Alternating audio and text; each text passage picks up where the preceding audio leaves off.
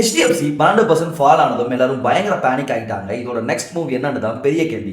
இப்போ இந்த ஸ்டாக்கை லைவ் அனலைசிஸ் பண்ணி பார்த்துடலாம்.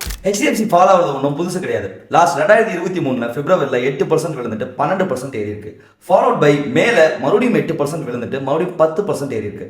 ஃபாலோட் பை ஜூலை மந்த் மோர் தென் 17% விழுந்துட்டு அதே தொடர்ந்து அடுத்த 6 மாசத்துல மறுபடியும் 18% விழுந்துட்டு மறுபடியும் இப்போ மார்க்கெட் மோர் தென் 15% விழுந்திருக்கு. ஸோ இங்கே தான் எல்லாருமே பேனிக் ஆகுறாங்க. இப்போ மார்க்கெட்டோட குரூஷியல் சப்போர்ட் இந்த 1480 இருந்து 1460 லெவல்ஸ். ஒன்ஸ் மார்க்கெட் இங்க இருந்து சப்போர்ட் எடுத்துச்சுன்னா பாசிபிளா மறுபடியும் நாம இங்க இருந்து மார்க்கெட்ல ஆல்மோஸ்ட் மினிமம் 14 to 17% நாம எக்ஸ்பெக்ட் பண்ணலாம். நல்லா நோட் பண்ணிக்கோங்க. மார்க்கெட்டோட இம்பார்ட்டன்ட் சப்போர்ட் இந்த 1470 இருந்து 1460 ஒன்ஸ் இந்த லெவல மார்க்கெட் பிரேக் பண்ணா ஃபர்தரா மார்க்கெட் 1403 ஃபாலோட் பை 1348 லெவல் வரைக்கும் மார்க்கெட் வந்து ஃபால் ஆகலாம். ஸோ குரூஷியல் சப்போர்ட்டை மார்க் பண்ணிக்கோங்க. HDFC பேங்கை முடிஞ்ச அளவுக்கு அக்குமுலேட் பண்ண ட்ரை பண்ணுங்க. இந்த மாதிரி ஸ்டாக் அனலைசிஸை கற்றுக்க நம்ம மார்க்கெட் ஸ்கேல் ட்ரேடிங் பேஜை ஃபாலோ பண்ணிக்கோங்க.